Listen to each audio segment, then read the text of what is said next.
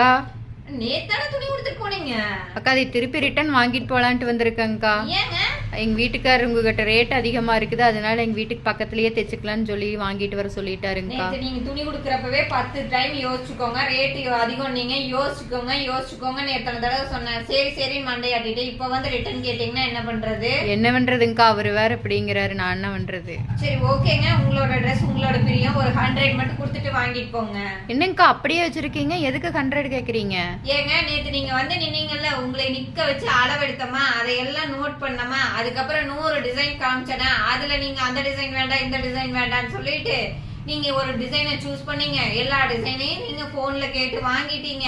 உங்களுக்காக 1/2 மணி நேரத்துக்கு மேல நான் செலவு பண்ணிருக்கிறேன். அந்த டைம்ல வந்து இருந்த கஸ்டமரையும் வெயிட் பண்ண சொன்னேன், கடையில இருக்கிற வேலையும் நான் பெண்டிங் பண்ணி வச்சுட்டு உங்ககிட்ட தான் பேசிட்டு இருந்தேன். அப்ப எனக்கு டைம் செலவாகுது இல்லையா? அப்ப அந்த டைமுக்கு யார் காசு கொடுப்பா?